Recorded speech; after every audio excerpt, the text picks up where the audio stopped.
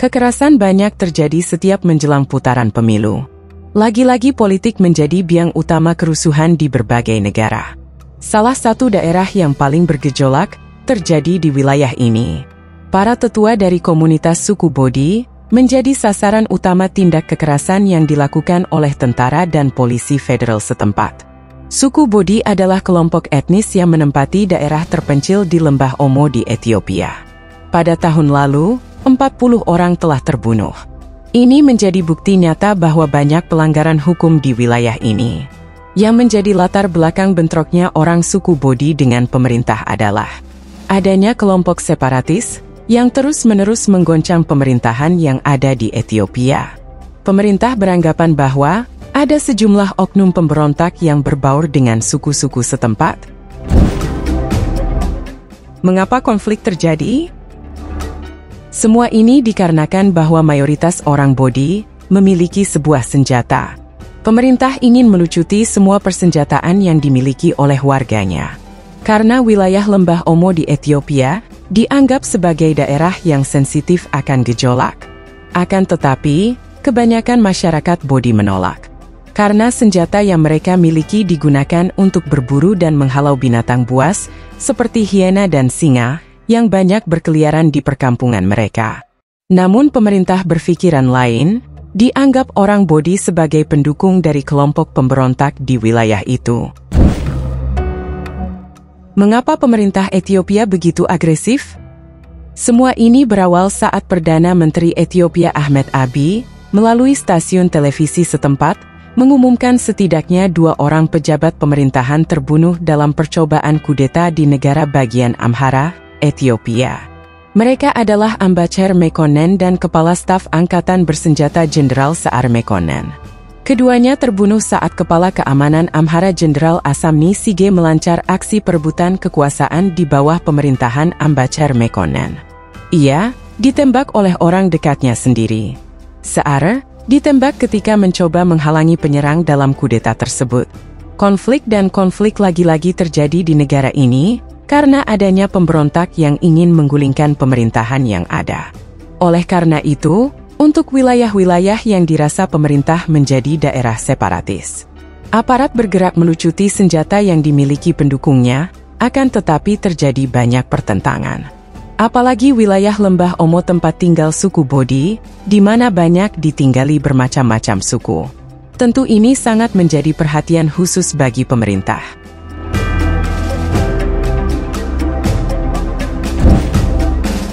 Orang-orang Lembah Omo dikenal makmur. Bila kita membandingkan suku Bodi dengan atlet-atlet Ethiopia yang tampil di TV, mengikuti turnamen olahraga internasional, tampak sangat jauh berbeda. Di mana banyak olahragawan asal Ethiopia memiliki lingkar pinggang yang sangat kecil. Namun sangat berbeda dengan suku Bodi, di mana rata-rata memiliki badan yang kekar. Ini menunjukkan bahwa orang-orang atau masyarakat suku Bodi sangatlah makmur. Di mana orang-orang Bodi terkenal akan ternak mereka. Selain ternak, orang-orang Bodi juga dikenal sebagai penghasil susu terbaik di wilayahnya. Akan tetapi, semua cerita ini berakhir ketika pembangunan atau proyek nasional masuk ke wilayah mereka. Terutama dibangunnya bendungan Bibe 3 dan pemanfaatan lahan untuk perkebunan tebu. Di mana perusahaan yang memiliki manfaat dari pengelolaan kawasan nasional Lembah Omo adalah perusahaan dari Belanda.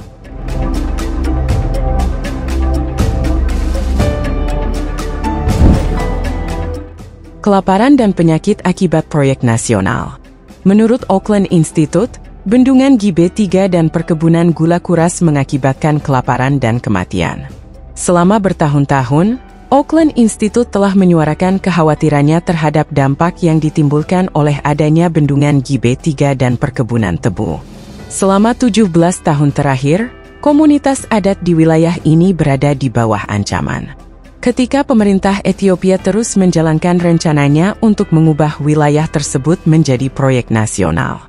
Proyek-proyek tersebut telah memusnahkan ternak, mendorong urbanisasi massal dan menghancurkan kemampuan masyarakat lokal untuk mencari nafkah. Bendungan Gibe 3 telah mengakhiri banjir alami yang biasa mengaliri wilayah ini.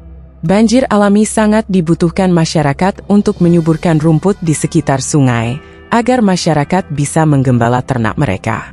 Namun kini, masyarakat lokal semakin bergantung pada curah hujan yang tidak menentu. Dampak kedua yang paling dirasa adalah warga suku Bodi sekarang banyak berkonflik dengan perusahaan gula. Penduduk suku Bodi biasanya mengalirkan air dari kanal ke ladang mereka pada malam hari, karena para pekerja di perusahaan gula melarangnya jika digunakan pada siang hari. Selain berdampak pada peternakan, adanya bendungan juga membawa penyakit bagi warga sekitar. Pada Oktober 2022, ada 40 anak-anak desa yang meninggal karena terjangkit wabah cacar air, campak, malaria, dan leishmania. Suku Bodi adalah kelompok yang paling terkena dampaknya. Sudah banyak sekali protes yang dilayangkan oleh orang-orang suku Bodi terhadap pemerintah. Para aktivis lingkungan juga banyak yang ikut bersuara. Namun pemerintah tidak pernah menanggapinya dengan serius. Dan korban tetap berjatuhan. Dari sekian banyak masalah yang dihadapi suku Bodi, namun ada sisi lain yang patut dibanggakan. Apa itu?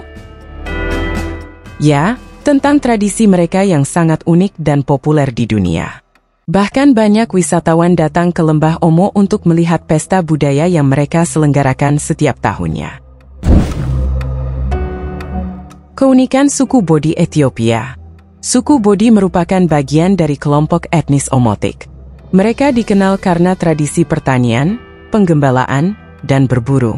Kelompok etnis Omotic sangat beragam, dan terdiri dari beberapa suku yang memiliki bahasa, budaya, dan tradisi yang unik.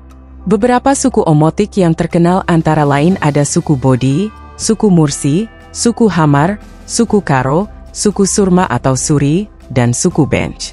Suku Bodi juga dikenal karena praktik unik seperti Festival KL, di mana pemuda suku tersebut bersaing dan berlomba-lomba menjadi gemuk dan buncit.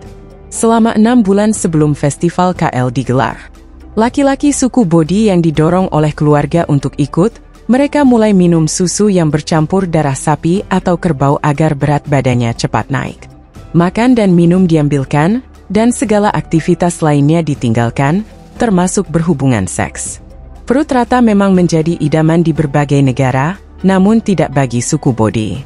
Sebagai dewan juri, dipilih tetua adat, atau orang lain yang dituakan di suku tersebut.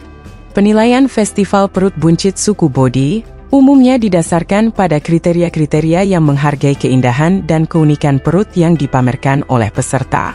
Para peserta akan dinilai berdasarkan ukuran, bentuk, dan proporsi perut mereka. Perut yang dianggap paling buncit atau paling besar akan mendapatkan perhatian khusus. Keindahan perut, termasuk kulit yang mulus dan warna kulit yang seragam, juga dapat menjadi faktor penilaian. Setelah festival, perut para pria Bodi menyusut kembali ke ukuran normalnya dalam beberapa minggu. Meskipun satu-satunya hadiah untuk memenangkan kontes penggemukan adalah kemuliaan dan rasa hormat. Itu adalah kehormatan yang sangat besar bagi suku Bodi. Para pemenang biasanya dianggap sebagai pahlawan lokal selama sisa hidup mereka. Festival ini mungkin terdengar unik bagi banyak orang di luar komunitas suku Bodi, itu adalah bagian penting dari warisan budaya mereka. Namun, penting juga untuk menjaga sensitivitas dan menghormati pandangan budaya dan nilai-nilai yang mendasarinya.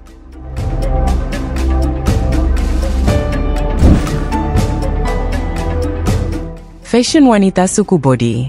Berbeda dengan kaum pria, para wanita suku Bodi juga memiliki ciri khas tersendiri.